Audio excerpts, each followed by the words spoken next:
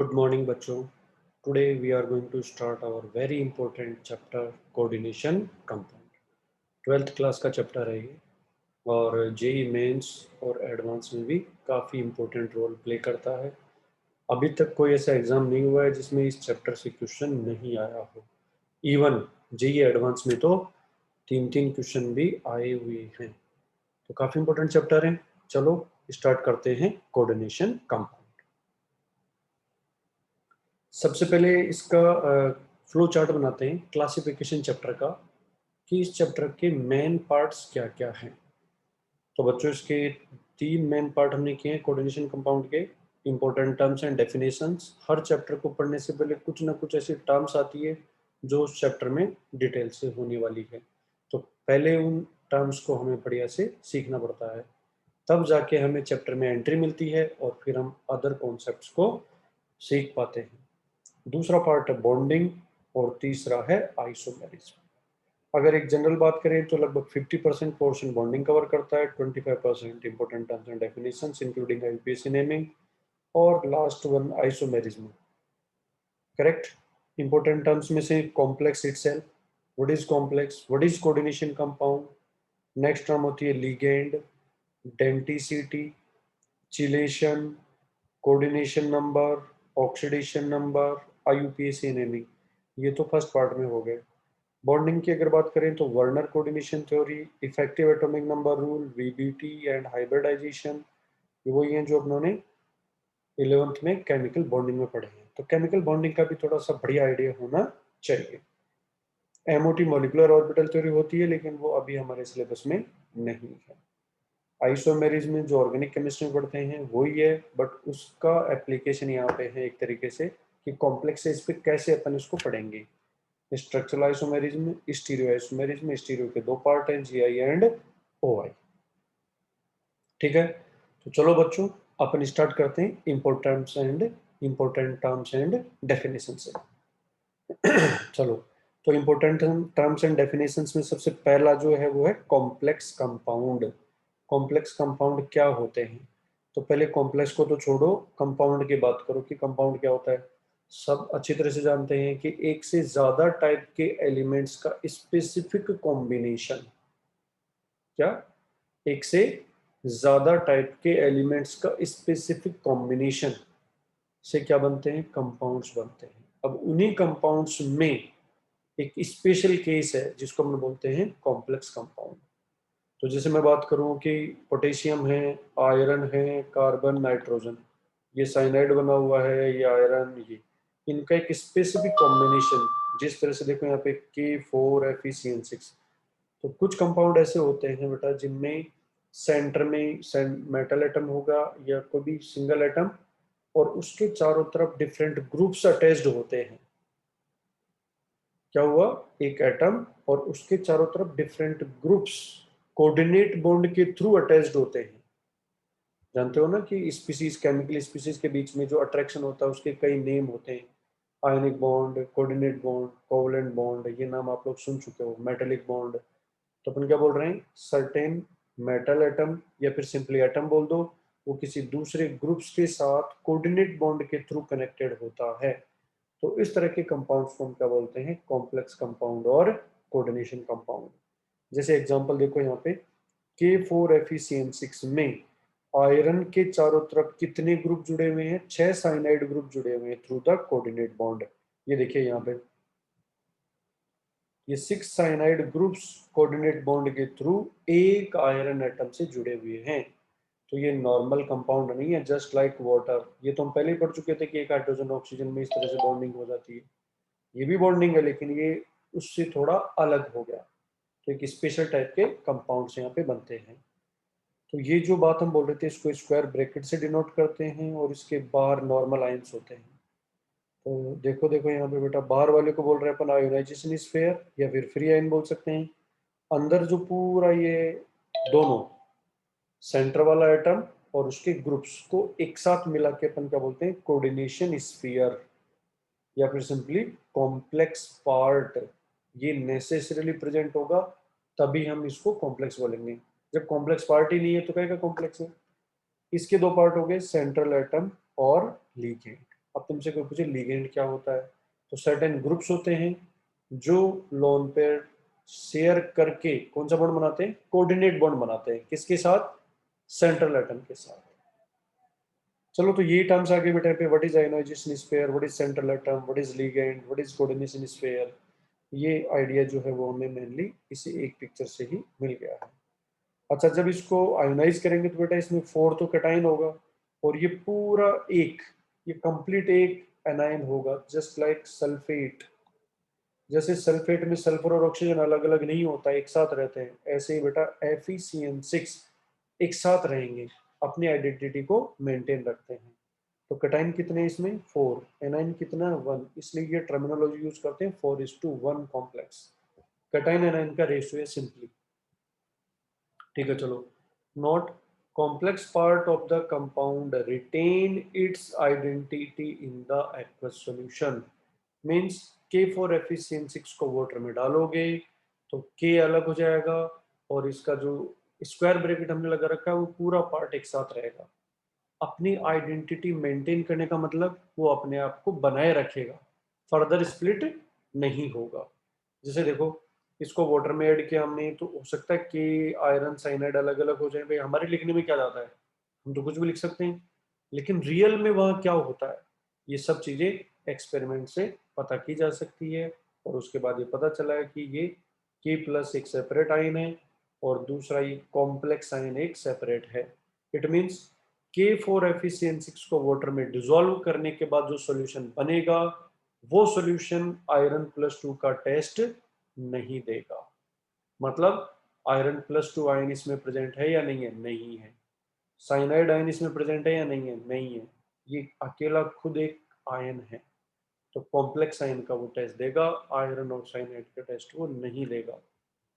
ठीक है, ये यहाँ पे लिखा हुआ है एक्वस सॉल्यूशन के एनालिसिस करें, तो पोटेशियम का पॉजिटिव चार्ज दे रहा, मतलब पॉजिटिव आयन है, ये नहीं है, ये नहीं है, और ये है। क्लियर। चलो बच्चों, नेक्स्ट लेते हैं फॉर्म्स ऑफ, ये एग्जांपल यहाँ पे करा रखा है कि आयंस बनाने हैं आपको बेटा। Form ions in aqueous solution, आपको आयंस प्रिपेयर करने हैं। इट मींस स्क्वायर ब्रैकेट के बाहर से स्प्लिट करना होता है, लेकिन ध्यान रखना है ये वाटर में, ऐसा नहीं है कि कोई भी नहीं, स्टूडेंट क्या सोच लेता है कि कभी भी नहीं अलग होगा, ऐसा नहीं है बेटा, रिएक्शंस होगी तो अलग होगा ही होगा, क्यों नहीं होगा। तो ये टूट भी सकता है, नहीं भी टूट सकता, लेकिन अपन बात कर रहे हैं एक्वस सॉल्यूशन की। तो एक्वस सॉल्यूशन में आप स्क्वायर ब्रैकेट वाले पार्ट को स्प्लिट नहीं करोगे, क्योंकि वो स्प्लिट नहीं होता है। चलिए, तो ये कॉम्प्लेक्स कैटायन हो गया, और दूसरा क्लोराइड हो गया, बाद में बैलेंस कर लो, 2 क्लोराइड आयन हो गए इसमें। इसमें दोनों ही पार्ट कॉम्प्लेक्स हैं, वाटर में डालेंगे तो कॉम्प्लेक्स कैटायन बनेगा, कॉम्प्लेक्स एनाइन बनेगा। NiCO4 में कैटायन एनाइन है ही नहीं, ये न्यूट्रल कंपाउंड है, इट मीन्स ये आयोनाइज नहीं होगा। कॉम्प्लेक्स पार्ट, अब आई थिंक सबको वेरी क्लियर हो गया कि कॉम्प्लेक्स पार्ट जो हम लिख रहे हैं स्क्वायर ब्रैकेट वाला, वो नेगेटिव भी हो सकता है, पॉजिटिव भी हो सकता है, और न्यूट्रल भी हो सकता है। तो कॉम्प्लेक्स पार्ट में भी पॉजिटिव, नेगेटिव और न्यूट्रल। करेक्ट। चलिए, एक छोटी सी टर्म और आती है डबल सॉल्ट। नाम से पता चल रहा है दो सॉल्ट का स्पेसिफिक कॉम्बिनेशन है, जैसे एलम्स होती है, तो ये नॉर्मल सॉल्ट होते हैं, बस दो सॉल्ट है इसमें, इसको वाटर में डालोगे कंप्लीट स्प्लिट कर जाएगा। तो ये इसीलिए अपने यहाँ पे लिखा है कि कॉम्प्लेक्स कंपाउंड में और डबल सॉल्ट में क्या डिफरेंस है। कॉम्प्लेक्स कंपाउंड में कॉम्प्लेक्स पार्ट अपनी आइडेंटिटी मेंटेन रखता है, जबकि डबल सॉल्ट में जितने भी आयंस होते हैं वो सारे के सारे आयंस में डिसोसिएट हो जाता है, और सभी आयंस के वो टेस्ट देता है। जैसे यहाँ पे देखो, एलम लिया हमने, तो K2SO4 Al2SO4.24H2, this is the chemical formula of the alum. इसको वाटर में डालेंगे तो ये सब जगह से स्प्लिट हो जाएगा, जो भी आयन बन सकते हैं, पोटेशियम, एल्यूमिनियम और सल्फेट के टेस्ट ये देने वाला है। Complex salt, coordination compound, cation और एनाइन। कॉम्प्लेक्स सॉल्ट है ये, कॉम्प्लेक्स कंपाउंड में भी कॉम्प्लेक्स सॉल्ट, तो सॉल्ट है तो एनाइन और कैटायन बनाएगा वो वाटर में। Next we move on ligand. तो हम बात करते हैं लीगेंड क्या होता है। ग्रुप होता है जो सेंट्रल एटम के साथ क्या बनाता है, कोऑर्डिनेट बॉन्ड बनाता है। तो आई थिंक ये वेरी क्लियर हो गया होगा कि उस ग्रुप के पास इलेक्ट्रॉन पेयर होना चाहिए। तो मुझे बताओ H+ जो है वो लिगेंड का काम कर सकता है क्या? नहीं। अब इलेक्ट्रॉन ही नहीं है, काम कहाँ से करेगा बेचारा? H- कर सकता है क्या? बिल्कुल कर सकता है। तो यहाँ पे देखो मेटल क्या है, लोन पेयर एक्सेप्टर है, लिगेंड क्या है, लोन पेयर डोनर है। लोन पेयर डोनर को अपन लेविस बेस बोलते हैं और लोन पेयर एक्सेप्टर को लेविस एसिड बोलते हैं। इससे बेटा ये बन गया कॉम्प्लेक्स। तो complex formation is nothing but simply acid base reaction. चलो, तो लिगेंड के बारे में हो गया। कोई तुमसे पूछे व्हाट इज लिगेंड, तो आप सिंपली बोल दोगे कोई भी ग्रुप हो सकता है, सिंगल एटम भी हो सकता है, आयन हो सकता है, ग्रुप ऑफ एटम्स हो सकता है। सिंपल बोल दिया हमने कि कोई भी ग्रुप जो सेंट्रल एटम के साथ कोऑर्डिनेट बॉन्डिंग कर रहा है, तो उस ग्रुप को मुझे स्पेशल नाम देना पड़ेगा और वो नाम है लिगेंड। Very clear. चलो next, denticity of the ligand. ये भी नया वर्ड है हमारे लिए। What is denticity? तो डेंटिसिटी देखो वर्ड कहाँ से आ रहा है, दांतों से तो बना हुआ है। दांत मतलब पकड़ना। तो लिगेंड सेंट्रल एटम को पकड़ता है, किसके थ्रू? किसके थ्रू पकड़ता है? कोऑर्डिनेट बॉन्ड के थ्रू पकड़ता है। तो बेटा कोऑर्डिनेट बॉन्ड एक तरह से उसके दांत हो गए ना। कोऑर्डिनेट बॉन्ड जो बना रहा है वो उसके क्या हो गए? दांत हो गए एक तरीके से। तो कोई भी लिगेंड एक सेंट्रल एटम के साथ कितने कोऑर्डिनेट बॉन्ड बना रहा है, उसे अपन क्या बोलते हैं? Denticity of that ligand. कि मान लेते हैं ये एक लिगेंड है और इसने मेटल के साथ एक बॉन्ड बनाया, ये दूसरा लिगेंड है, इसने एक बॉन्ड बनाया, तो इस लिगेंड की डेंटिसिटी 1, इस लिगेंड की डेंटिसिटी 1। तो डेफिनेशन नोट करिए, it is the number of sigma bonds formed by A ligand with one central atom. ध्यान रखना एक सेंट्रल एटम के साथ, अगर मान लो एक लिगेंड है दो अलग अलग सेंट्रल एटम के साथ ऐसे बॉन्डिंग कर रहा है, तो यहाँ पे स्टूडेंट क्या सोचता है कि ये दो सिग्मा बॉन्ड बना रहा है। सही बात है, दो बना रहा है, लेकिन एक सेंट्रल एटम के साथ तो ये एक ही बॉन्ड बना रहा है, इसलिए मैं इसे मोनोडेंटेटी बोलूंगा। चलिए, तो जैसे ये देखो एक कोई लिगेंड है, एक बॉन्ड बना रहा है, तो इसकी denticity of this ligand is 1 and the name is monodentate. एक बनाने वाले को बोलेंगे मोनोडेंटेट। और जो एक से ज्यादा बॉन्ड बनाएगा, जैसे देखो A B C, तीन लिगेंड है क्या ये? नहीं, एक लिगेंड में तीन एटम्स है बेटा। A B C कनेक्टेड है, ये पूरा एक लिगेंड है। इस लिगेंड में ए के पास भी लोन पेयर है, सी के पास भी लोन पेयर है। तो बताओ इस लिगेंड में डोनर एटम कितने हैं? दो। इसने भी बॉन्ड बना लिया, इसने भी बॉन्ड बना लिया, तो ओवरऑल क्या हो गया? रिंग फॉर्मेशन, साइक्लिक रिंग बन गई। तो यहाँ बेटा डेंटिसिटी आ गई 2 और रिंग बन गई। रिंग फॉर्मेशन के लिए नया वर्ड यूज करना पड़ता है और उस नए वर्ड को बोलते हैं चिलेशन। क्या बोलते हैं? चिलेशन। तो what is chelation? Ring formation in the complex is called chelation. और रिंग तभी बनेगी जब कम से कम दो बॉन्ड तो बने ही बने। तो पॉलीडेंटेड लिगेंड ऑलवेज क्या बनाते हैं? पॉलीडेंटेड लिगेंड ऑलवेज क्या बनाते हैं? कौन सा बॉन्ड रिंग फॉर्मेशन करते हैं, इसलिए हम उन्हें क्या बोलते हैं? चिलेटिंग लिगेंड भी बोलते हैं। तो polydentate ligand always form ring, so called chelating ligand. Chelation की वजह से स्टेबिलिटी बढ़ती है, क्यों? जितने ज्यादा बॉन्ड बनते हैं उतनी एनर्जी रिलीज होती है और स्पीसीज की स्टेबिलिटी बढ़ती है। This is called chelate effect. तो स्टेबिलिटी बढ़ने को हम चिलेशन की वजह से बढ़ रही है तो चिलेट इफेक्ट। अच्छा, और कितने मेंबर्ड रिंग स्टेबल होती है? 5 और 6 membered rings are more stable. तो 5 और 6 बन रही है तो हम आराम से बना सकते हैं, इससे कम या ज्यादा बन रही है तो इतनी इजीली हम नहीं बना सकते। चलो नेक्स्ट टर्म है बेटा हमारी कोऑर्डिनेशन नंबर। कोऑर्डिनेशन नंबर किसके लिए होता है? ये सेंट्रल एटम के लिए। तो एक सेंट्रल एटम लिगेंड्स के साथ कितने बॉन्ड बना रहा है, वो उसका कोऑर्डिनेशन नंबर होता है। तो it is the number of sigma bonds formed by A central atom. दोबारा देखो, डेंटिसिटी तो होता है बेटा लिगेंड कितने बॉन्ड बना रहे हैं, तो लिगेंड के लिए डिफाइन है। और कोऑर्डिनेशन नंबर सेंट्रल एटम के लिए डिफाइन है। इसको ऐसे सोचो कि मान लो ये मेटल है और ये लिगेंड है।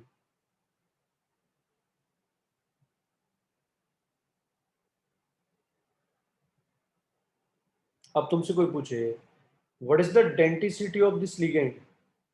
1। Density of this 1। अब तुमसे पूछे what is the coordination number of M? तो एम के बॉन्ड देख लो ना, 1 2 3 4, तो coordination number of M is 4। What is the density of M? Define ही नहीं है भैया, क्वेश्चन ही गलत है ये। डेंसिटी तो लिगेंड के लिए होती है, सेंट्रल एटम के लिए कोऑर्डिनेशन नंबर होता है। कुछ कॉमन कोऑर्डिनेशन नंबर हम याद रख सकते हैं, जो लिस्ट हमने बना रखी है। सिल्वर, कॉपर, ये आपको याद रखने हैं भाई। याद रखेंगे तो काफ़ी हमारी हेल्प हो जाएगी रिएक्शंस वगैरह को आइडेंटिफाई करने में। तो इसको वीडियो को पॉज करके तुम इसको नोट कर सकते हो। हाँ, इसका एप्लीकेशन देखो। कॉपर सल्फेट को अमोनिया में डालते हैं, तो ये कितने अमोनिया को ट्रैप करता है? 4 को। अब क्वेश्चन बनता है 4 को ही क्यों ट्रैप करता है भैया, 2 को क्यों नहीं, 6 को क्यों नहीं?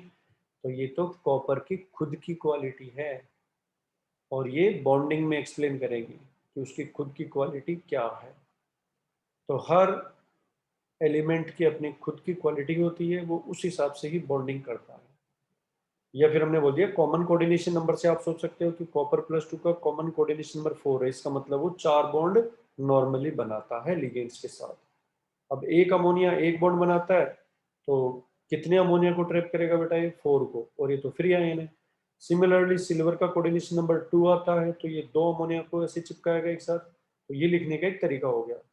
अमोनिया जिंक का कोऑर्डिनेशन नंबर 4 होता है, तो 4 अमोनिया को चिपकाएगा, खुद +2 है, अमोनिया का चार्ज 0 होता है, तो ओवरऑल क्या आ गया? +2 आ गया। तो इसको ऐसे भी लिख सकते हैं +2 Cl-, या फिर यहाँ पे Cl2 चिपका के भी लिख सकते हैं, एक ही बात है। लेड हाइड्रोक्साइड को सोडियम हाइड्रोक्साइड में डालें, तो यहाँ पे लिगेंड का काम सोडियम करेगा या OH करेगा? सोडियम के पास तो इलेक्ट्रॉन पेयर ही नहीं है, कहाँ से करेगा? Na+, तो OH- में ऑक्सीजन के पास लोन पेयर है, तो ये ऑक्सीजन यहाँ पे एज ए लिगेंड काम करेगा। 2 इसके पास ऑलरेडी है, 2 और जुड़ जाएंगे, तो दिस Pb बिकम्स PbOH4-2, और उसके हिसाब से इसमें 2 सोडियम चिपक जाते हैं। इस तरीके से हम बता सकते हैं कि कोई भी रिएक्शन में कॉम्प्लेक्स कंपाउंड कैसे बनते हैं, ये उनके कोऑर्डिनेशन नंबर और डेंसिटी पे डिपेंड करता है। ठीक है, चलो बच्चों, नेक्स्ट अपन स्टार्ट करते हैं ऑक्सीडेशन नंबर, नेक्स्ट टर्म। तो ऑक्सीडेशन नंबर हम 11th में मोल कॉन्सेप्ट में कंप्लीट पढ़ चुके थे। ऑक्सीडेशन नंबर चार्ज ही होता है। तो कॉम्प्लेक्स में क्या होता है? मेटल होता है से, या सेंट्रल एटम बोल दो, लिगेंड बोल दो, और फ्री आयन बोल दो। इन सब के ऑक्सीडेशन नंबर का सम किसके बराबर होगा? नेट चार्ज के बराबर होगा। तो ये वाली चीज यूज करके आप किसी का भी ऑक्सीडेशन नंबर फाइंड कर सकते हो। कुछ इंपॉर्टेंट एलिमेंट्स के कॉमन ऑक्सीडेशन नंबर हमें याद करने होते हैं, तो इसके लिए आप इस वीडियो को पॉज करके आराम से नोट कर सकते हो। यह है कॉमन ऑक्सीडेशन नंबर, जो इनकी खुद के नेचर पे डिपेंड करते हैं, उसमें किंतु परंतु नहीं। बाकी तो इनके जन्म कुंडली खोल के देखो, फिर इनकी बॉन्डिंग से रिलेटेड बातें करेंगे। जन्म कुंडली किसको कहते हैं? Electronic configuration. ठीक है, चलो note. When oxidation number of 2 metals is unknown, मतलब एक से ज्यादा मेटल का ऑक्सीडेशन नंबर हमें पता नहीं है, तो उस केस में हम क्या यूज करते हैं? Common oxidation number. देखो, find oxidation number of central atom in the following. जैसे आयरन का फाइंड करना है, तो 4 का +4 हो गया, ये x रख लिया, 6 साइनाइड का -6 हो गया, ये 0, x इक्वल्स टू +2। हाँ, तो इस तरह से हम किसी का भी इजीली फाइंड कर सकते हैं। जैसे आयरन का x, या आयरन का लाना था, x रख दिया, वाटर का पूरे का, एक्चुअली वाटर का 0 होता है, पूरे वाटर का, तो पांचों का भी 0 हो गया। NO+1, अब NO 0 भी होता है, +1 भी होता है, बट यहाँ +1 है, क्यों है ये भी थोड़ा आगे आएगा। सल्फेट का पूरा कितना होता है? -2 होता है। इन सबको ऐड करके 0 से इक्वेट कर दो, x की वैल्यू आ गई। ये बहुत ही वेल नोन कंपाउंड होता है, जिसको बोलते हैं बेटा ब्राउन रिंग कॉम्प्लेक्स। तो इसी तरह से अपन x+y रख के फाइंड कर सकते हैं, और अकेला वेरिएबल है तो x रख के फाइंड करो आराम से, दिक्कत ही क्या है उसमें? जब अकेला है तो आप आराम से x रख के फाइंड कर सकते हो। चलो नेक्स्ट हेडिंग डाल लें, टाइप्स ऑफ लिगेंड्स। तो on the basis of charge, charge पे बेस्ड लिगेंड्स कितने टाइप के हो सकते हैं बेटा? तुम खुद जानते हो, चार्ज पे बेस्ड 3 टाइप की चीजें होती है दुनिया में, पॉजिटिव, नेगेटिव और न्यूट्रल। तो लिगेंड के ऊपर पॉजिटिव चार्ज है तो पॉजिटिव लिगेंड, नेगेटिव चार्ज है तो नेगेटिव लिगेंड, कोई चार्ज नहीं है तो neutral ligand. For example Cl minus negative ligand हो गया, H2O भी लिगेंड की तरह काम कर सकता है, ये न्यूट्रल लिगेंड हो गया। ऐसे ही H3O प्लस आ जाए, ये पॉजिटिव लिगेंड हो गया हमारा। करेक्ट। तो फर्स्ट अपन ले रहे हैं on the basis of charge, ligands can be of three types. First है नेगेटिव लिगेंड। नेगेटिव लिगेंड में दो बातें हैं, they have negative charge and the name ends with O, name ends with O, मतलब negative ligands के नाम के last में ओ लगाना है। अगर ई है तो ई को हम ओ से रिप्लेस कर देंगे। एग्जांपल देखो, H माइनस नॉर्मल नेम क्या होता है, हाइड्राइड। अब नाम क्या होगा बेटा, हाइड्राइडो। OH माइनस नाम क्या होता है, हाइड्रोक्साइड। अब नाम क्या हो जाएगा, हाइड्रोक्साइडो। O minus two normal name क्या होता है, ऑक्साइड। और यही ऑक्साइड जब लिगेंड की तरह काम कर रहा है, स्क्वायर ब्रैकेट के अंदर है, कोऑर्डिनेशन स्क्वायर के अंदर है, तो मैं इसे ऑक्साइड नहीं ऑक्साइडो बोलूंगा। ऐसे ही O2 minus two peroxido, super oxido, nitrido, azide से एजाइडो। नाइट्रोजन में देखो यहाँ पे अमोनिया होता है NH3, इस NH3 में से एक हाइड्रोजन हटा लो तो H प्लस की फॉर्म में बढ़ जाएगा, तो क्या बनेगा NH2 माइनस। एक हाइड्रोजन और हटा लो तो क्या बनेगा NH माइनस टू।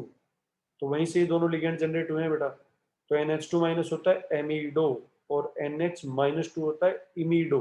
ध्यान रखना है, ए से स्टार्ट हो रहा है या आई से स्टार्ट हो रहा है। फिर ऐसे ही नाइट्राइट से नाइट्राइटो बन गया तो लास्ट में ओ लगाते जाओगे तो आप आराम से इनके नाम भी लिख सकते हैं। करेक्ट। चलो नेक्स्ट है पॉजिटिव लिगेंड। अब तुम अच्छी तरह जानते हो दुनिया में नेगेटिव लिगेंड ज्यादा होते हैं या पॉजिटिव, मतलब कौन इलेक्ट्रॉन डोनर है, बेटर इलेक्ट्रॉन डोनर।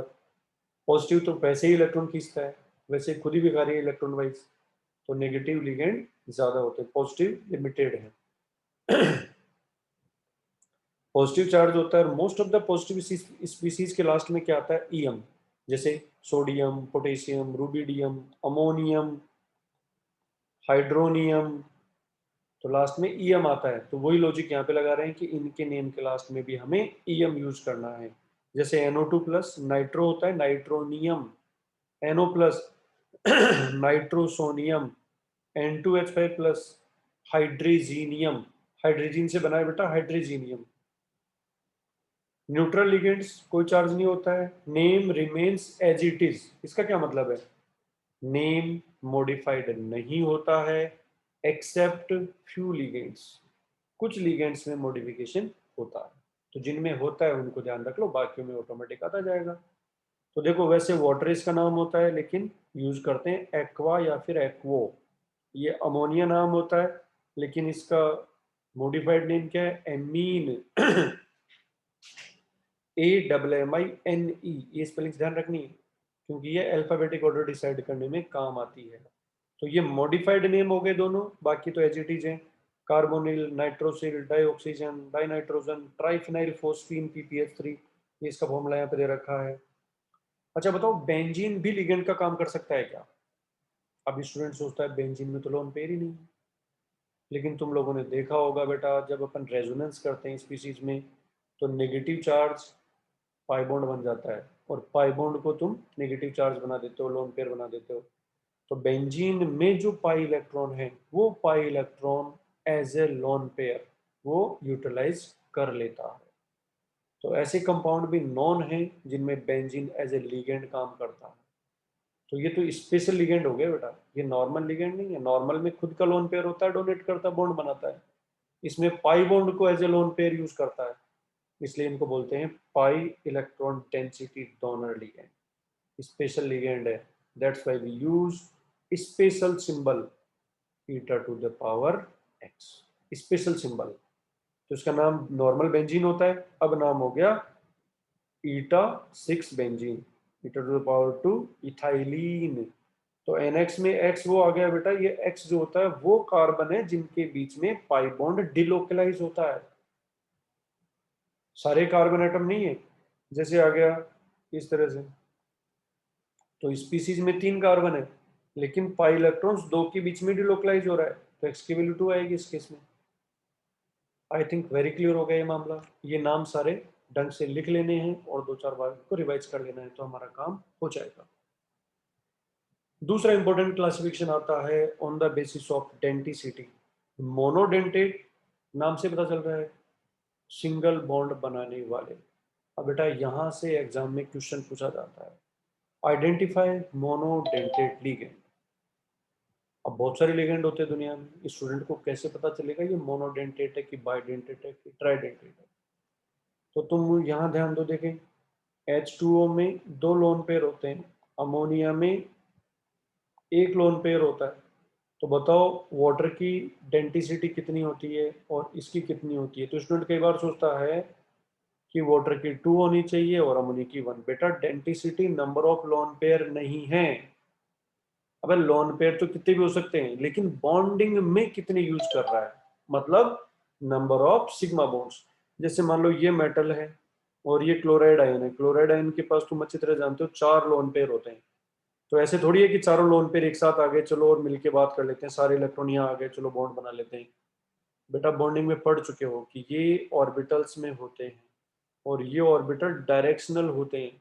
तो जब एक ऑर्बिटल ओवरलैपिंग के लिए जा रहा है बॉन्डिंग के लिए, तो दूसरे उस डायरेक्शन में थोड़ी रहेंगे, उनके डायरेक्शन तो अलग होती है। तो एक डोनर एटम एक ही सिग्मा बॉन्ड बना सकता है क्योंकि उसके अदर इलेक्ट्रॉन्स जो होंगे वो उस डायरेक्शन में नहीं होने वाले हैं। तो क्या हम ऐसा बोल सकते हैं कि जिसमें डोनर एटम ही एक होता है? डोनर एटम को देखना है, एक होता है, भले ही लोन पेयर कितने भी हो, वो एक ही बॉन्ड बनाएगा, एक ही सिग्मा बॉन्ड बनाएगा, इसलिए वो क्या होंगे? मोनोडेंटेट होंगे। तो पहचानने का तरीका वेरी क्लियर है। H2O में भी डोनर एटम ऑक्सीजन एक ही एटम है और अमोनिया में भी डोनर एटम नाइट्रोजन एक ही एटम है, इसलिए ये मोनोडेंटेट होंगे। अच्छा, कई एटम तो बहुत सारे हो सकते हैं, जैसे A B C, ये पूरा एक लिगेंड है, इसमें 2 डोनर एटम है लेकिन ये लीनियर है। अब ये लीनियर है तो बेटा मेटल के साथ या तो इधर से ही जुड़ेगा या इधर से ही जुड़ेगा, ये ऐसे मुड़ के बॉन्डिंग नहीं कर सकता है क्योंकि लीनियर है।